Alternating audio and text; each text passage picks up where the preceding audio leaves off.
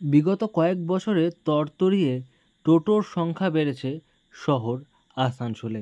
তাতে পথ চলতি বহু মানুষের যেমন সুবিধা হয়েছে, তেমন বেশ কিছু অসুবিধা হয়েছে।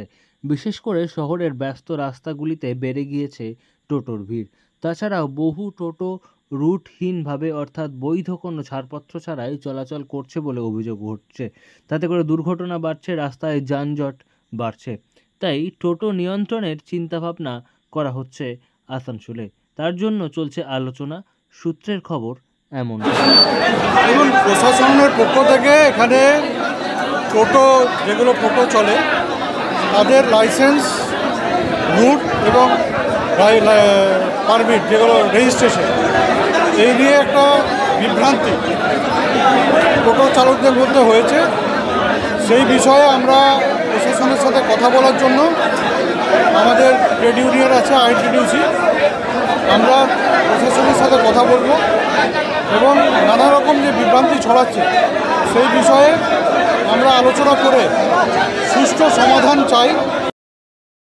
শহর জুড়ে এই ট্রাই হুইলারের দাপাদাপি নিয়ন্ত্রণে আনতে টোটোর ওপর নিয়ন্ত্রণ আনার পরিকল্পনা করা হচ্ছে আসানসোলে।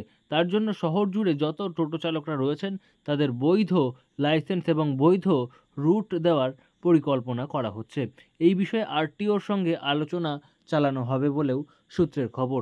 পাশাপাশি তৃণমূলের ট্রেড ইউনিয়ন আইএনটিটিইউসি এই বিষয়ে প্রশাসনের সঙ্গে আলোচনা করবে, যাতে করে টোটো চালকদের সমস্যায় পড়তে না হয়।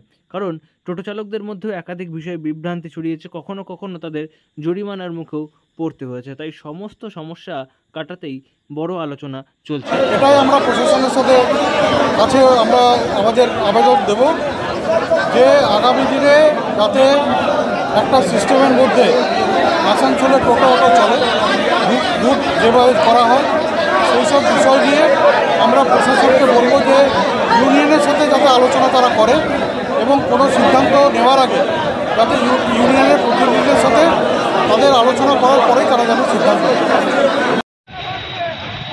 অনেকেই মনে করছেন যে পরিকল্পনা মতো যদি সিদ্ধান্ত নেওয়া যায় তাহলে শহর জুড়ে টোটোর নিয়ন্ত্রণহীন চলাচল বন্ধ করা যাবে, অর্থাৎ টোটোগুলিকে নিয়ন্ত্রণের মধ্যে চালানো যাবে, যাতে দুর্ঘটনার আশঙ্কা কমবে, শহরে যানজট কমবে, পাশাপাশি টোটো চালকদের অনেক সুবিধা হবে যাত্রীদেরও।